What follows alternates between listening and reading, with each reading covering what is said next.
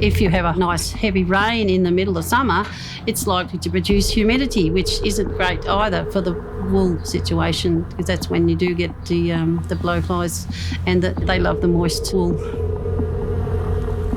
The fire came through the Cressy district in 1977. It burnt most of our fences, most of our stock, our hay shed. Didn't do our house, it just disappeared around our house. No one knows why it went around our house, but it did.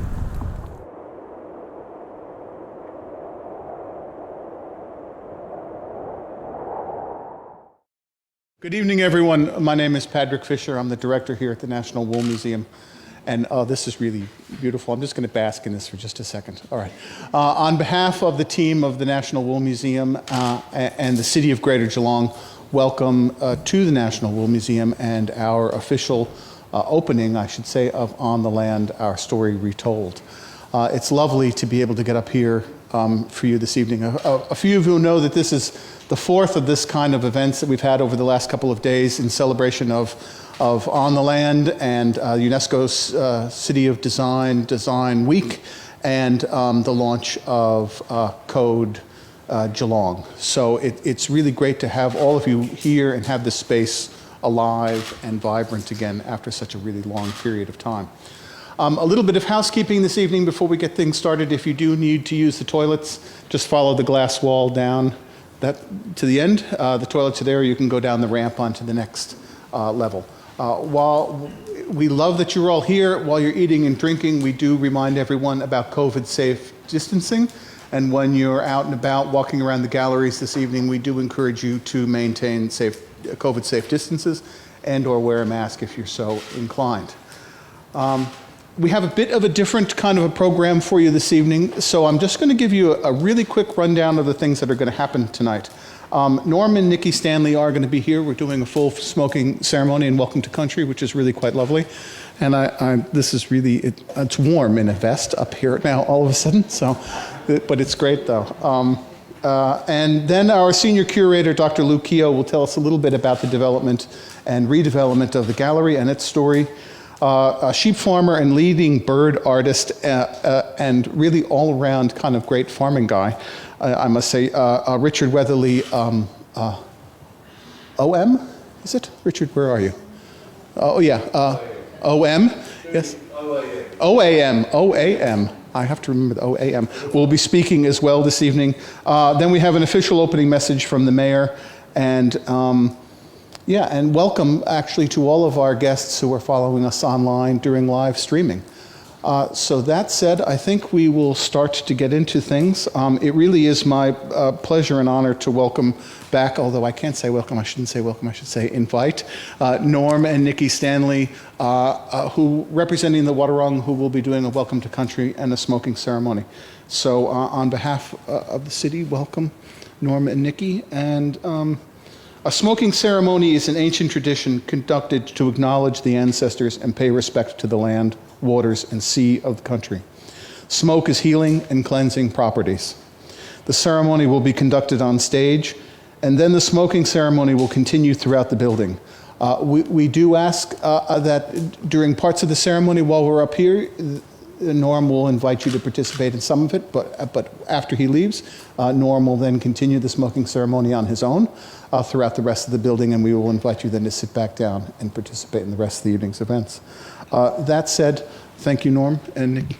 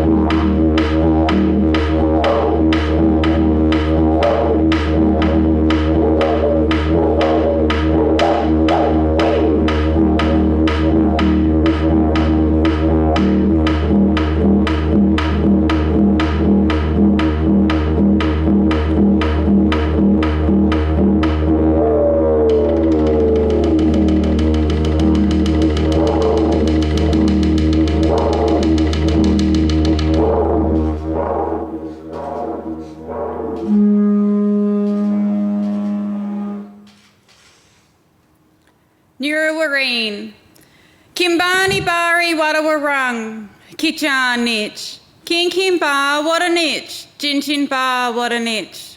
I say, hello, how are you? Welcome. This is Wadawarung country. Let us all come together, walk together and learn in peace. I pay my respects to elders past, present and emerging, to all other Aboriginal and Torres Strait Islander people in this room tonight, and to Norm for walking beside me.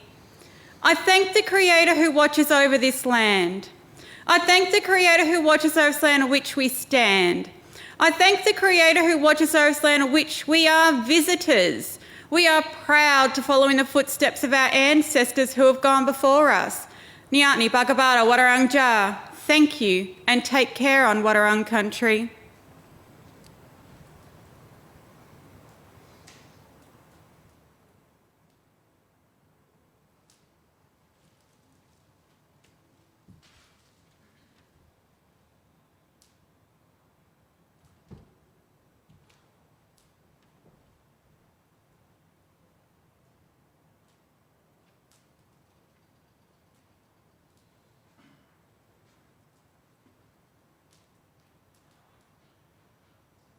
In honour of my mentor, my old uncle, who's watching over me from the dreaming, under the guidance of him sitting above me,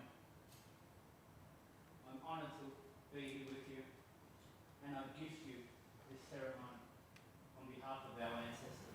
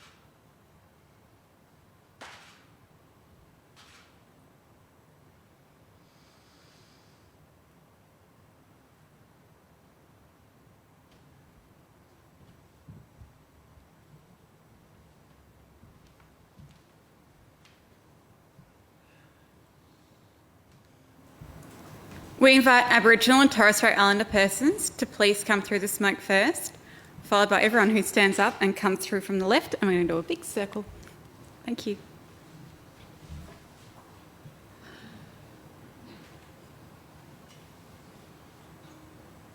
Please.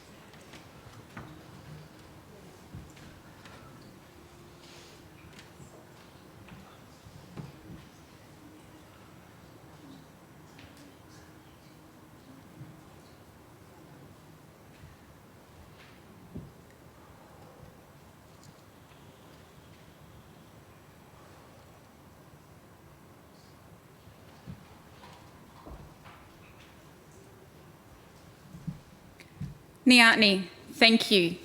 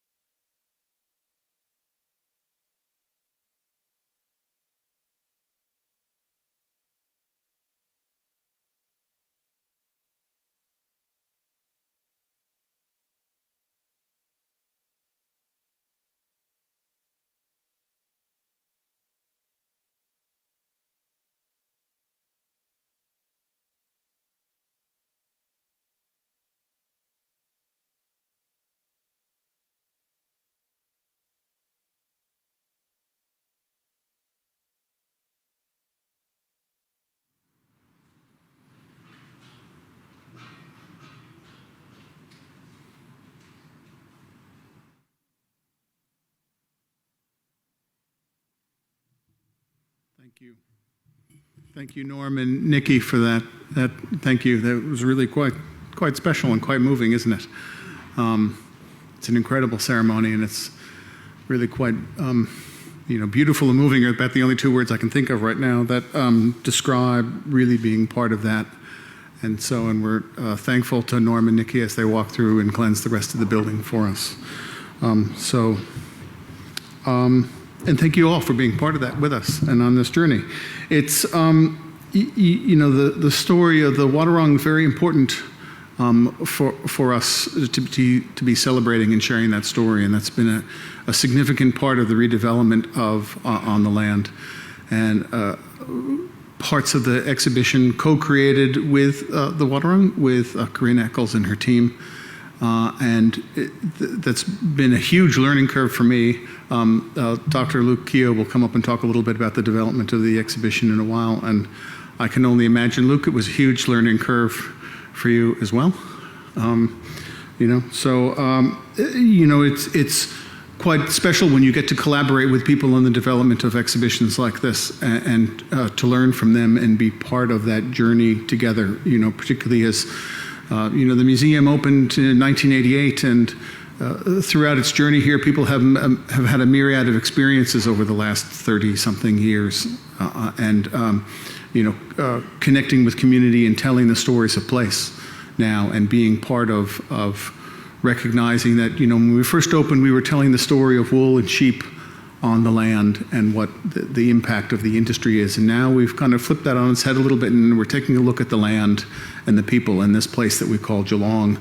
And particularly in Gallery 1, we're taking a look at this place we call Geelong and the impact wool and sheep and farming have had on that land. And it's quite a different way of looking at things, and gives you a bit of a different insight as to who we are, the land that we're on in this place called Geelong. So it's really quite lovely to be part of that. And part of helping tell that story, not only for our residents, but also for our visitors as well, and bringing that story to so many people who will be coming through and sharing that journey with us. Farmers in particular, several of you with us tonight are farmers or have been farmers. How many of you, I'm just going to embarrass you all to raise your hands, are from on the land, I guess I should say.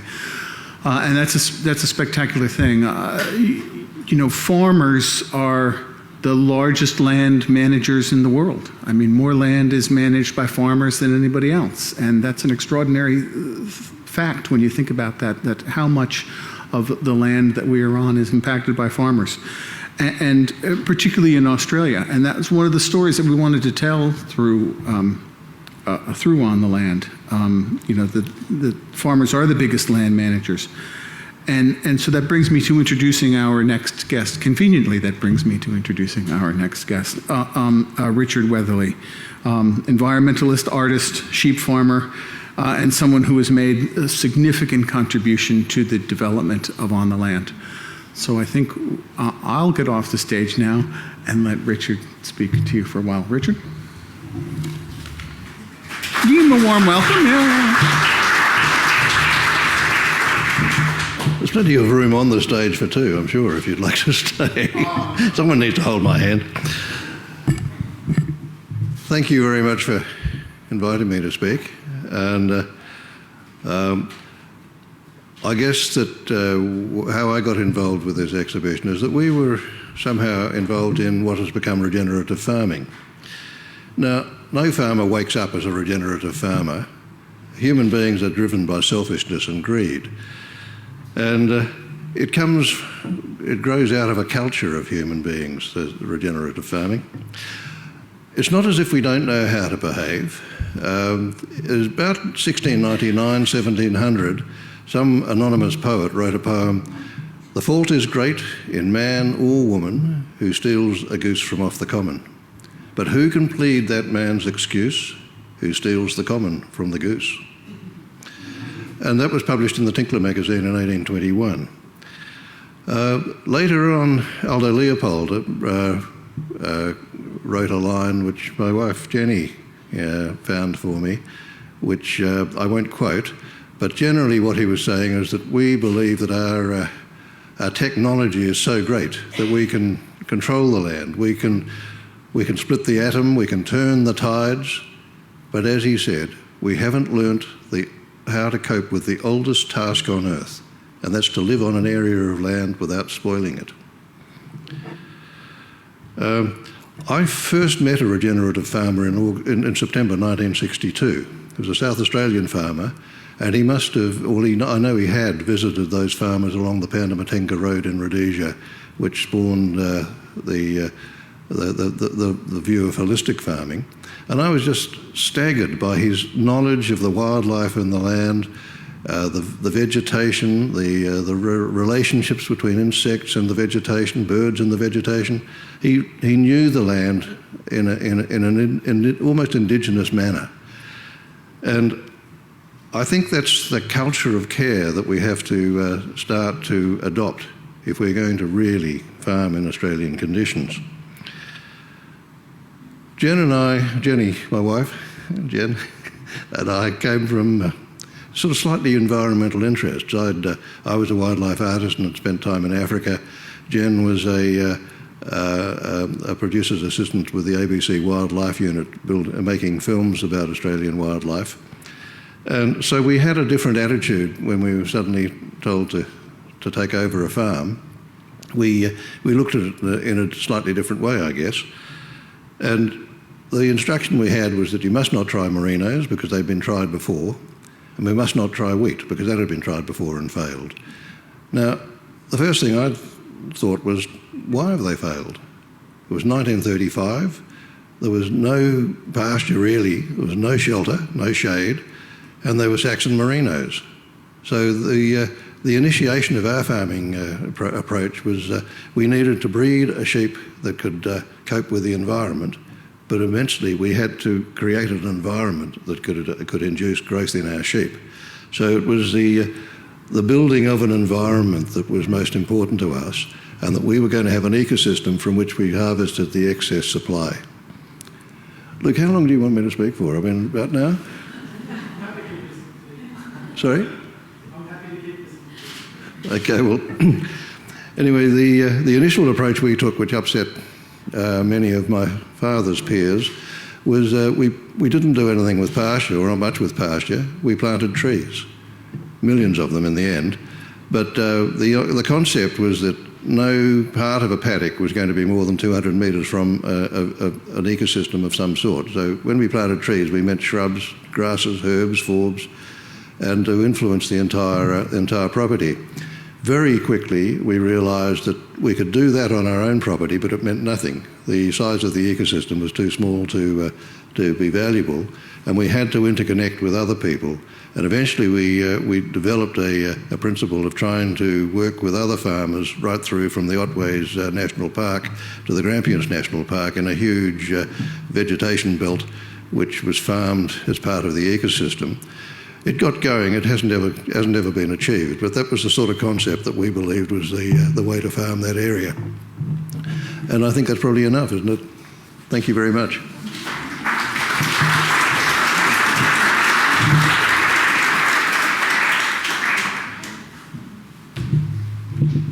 how do you follow that? Thank you, Richard. And actually, I agree with Luke that I don't know about the rest of you, but I could have sat here and listened to you talk about that for hours. I think there's maybe another night. Over an adult beverage, we can talk about regenerative farming. As I like to say, it takes a village to put these things together, and it really does. Over 30 artists and artisans and creatives collaborated with our team to put this exhibition together, and that's just the ones who had a hands-on, just dove right into it and helped. And it takes an extraordinary amount of work to coordinate all of those people. If any of you who've tried to coordinate a team of 30 creatives might testify to, it really is a Herculean task. And so with that, it is my honor and pleasure to introduce Dr. Luke Keogh, who was our senior curator, who's going to talk to you a little bit about the development, creation, and opening of On the Land.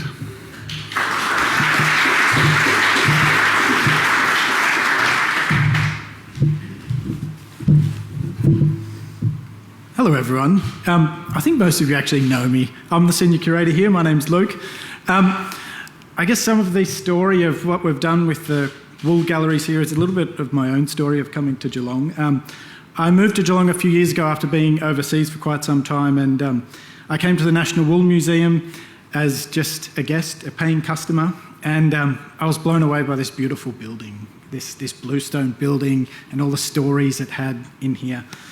And then I got to the wool galleries, and as a curator, I was a little bit shocked. There was a lot of work that was needed to revamp some of these stories. Well, fortunately enough, late 2019, I did become the curator here in a substantive role. And so over the last 18 months, that's what we've been working towards. First, we did it in the factory, which is the old Fleece the Fabric factory. We revamped that. And then we took on the even bigger task of On the Land, which you'll get to see in a little while. And it was all about retelling that wool story for a contemporary audience. All right. So some of you who know me, my background is also in academia. And in academia, in literary circles, they often say, where you begin and end a story profoundly changes its shape and meaning. And so On the Land begins with Wadawurrung country. And it was such a pleasure to work with the Wadawurrung to tell some of that story. And a lot of people don't actually know, but the first sheep arrived in Victoria in the 1830s on Wadawurrung land at Point Henry. And so the film that you'll see when you go into the exhibition is shot at Point Henry. So there's these deep connections to country. The gallery ends, I'm going to cut right to the end, with the story of the Willandra Lakes World Heritage Area. It's a forgotten story in Australian history. And the Willandra is one of the most significant archaeological sites in Australia. It's the site where Mungo Man and Mungo Lady were discovered, and this site exploded white Australia's imagination of its Indigenous and deep past. But to care for the Willandra Lakes World Heritage Area, and prior to it being called a World Heritage Area, it was actually a series of sheep farms. And the people who owned that land and ran that land and looked after it were sheep farmers. And to form a plan of management for the World Heritage Area, it wasn't governments who came in and told people what to do. It was the sheep farmers and the 3 tribal groups that formed an intimate connection. And together, they told governments how to manage the land. And it is such an important story that together we can create changes on the land. We often forget that farmers collectively manage more than half of this continent. 50% of this continent is managed by farmers. That on the land there are farmers. And so working the land is very much who we are as a nation as well. But if we are to remain on the land, if we are to stay on the land, some changes need to happen. And those innovations and those things that we can do are present today for all of us as well. So On the Land speaks not only the past, not only the present, but also the future of the Australian wool industry. All right, I'm going to let everyone experience it in a little while, But there is people I do need to thank because I cannot leave the stage without thanking them. There was over 30 contributors. There's a lot of artists in the room. Thank you so much to all of you artists who contributed. It's so exciting as a curator to work with all these creative people. And no, they're not that difficult. Not some of the time. But first of all, I do need to thank one person in particular. Thank you to Patrick Fischer, the director here, my good friend, who has supported this project from the beginning. And thank you to our manager, Martin Patton, in the Arts and Culture Department. Thank you very much. To the Wadawurrung people who actually did create the Wadawurrung Country exhibition, Karina Eccles, Uncle Brian Powell and Deanne Gilson, a deep thanks for taking us on that journey. And in such a small museum, I can't leave without thanking the design and install team. Pete Wilson, the designer, Megan Atkins, Simon Lucio, Paul Gary, thanks so much, guys. And it's really cool when you leave the stage and you know that we're all kind of friends and we're going to work on the next project together. That's pretty special. And a very big thank you to the collection team, Zach Della and Lucy Wilson. Our collection is cared for by two really special emerging collections people, and it's super exciting. And last of all, thank you to the National Wool Museum team. It's so cool to be part of this team and so exciting. Stephanie, Jared, and the rest of the team, thank you so much. And last of all, we wouldn't have had this wonderful event without the great work of Andrea Bruce, and so thank you, Andrea, for organising this event. So we now have two refurbished galleries. We have On the Land, we have In the Factory. It completes a cycle of work, about 1,000 square metres in curatorial language, but it is not the last step, it is certainly the first step. So there's changes happening at the museum, and so be excited and tell your friends. Go. Thank you.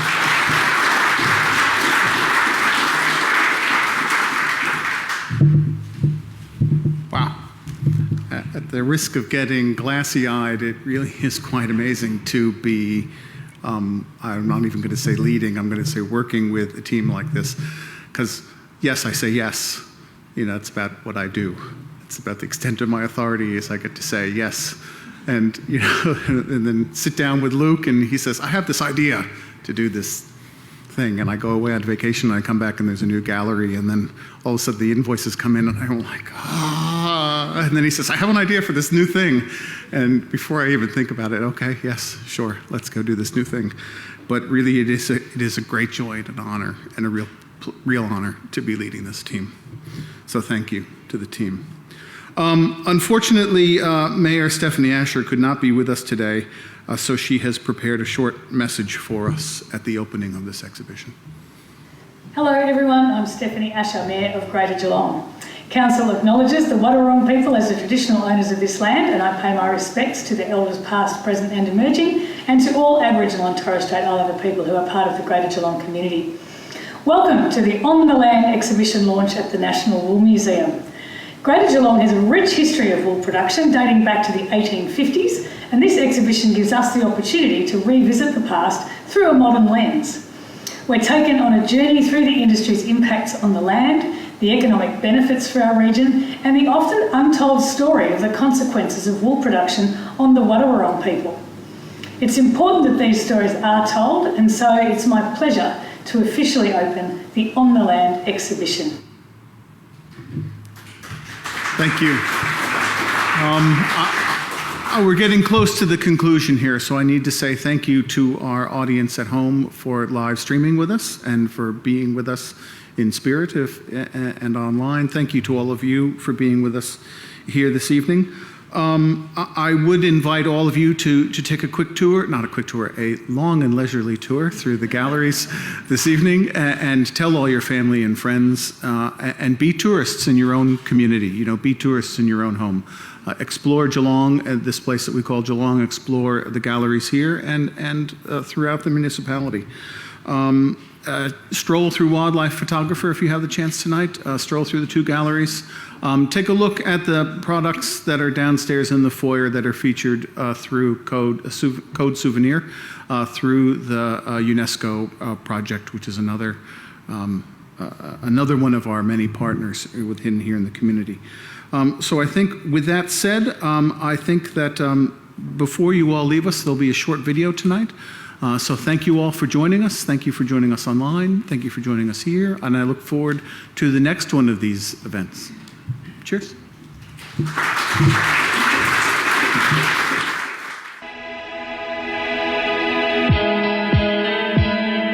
This is the first major exhibition on Australian wool in over 2 decades.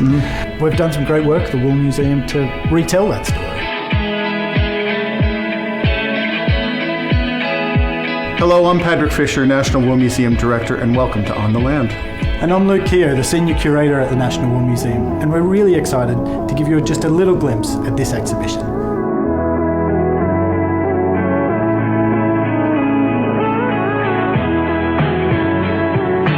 On the Land speaks to the landscape around us, and that we have the opportunity to partner with the Wadawurrung traditional owners and bring in their elders and their artists to create an immersive space for our visitors and for our residents. Wool is still an important part of the Australian story, but for a contemporary audience, it starts to mean something different. And in this gallery, we've brought in new stories. We've brought in stories of environmental impact, of cultural impact, and also continued to tell the story of Australian wool industry. And bringing all three of those together makes for something pretty exciting. One of the best things about launching a new exhibition is being able to pull objects out and put them on display, some of them for the very first time.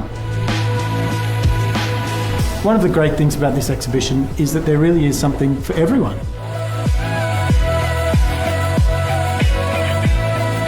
There were so many contributors to this exhibition. There were photographers, there were illustrators, there were painters, sculptors, historians. It makes it such a rich exhibition. So come on down and enjoy yourself. And we look forward to welcoming you to the National Wool Museum, your museum.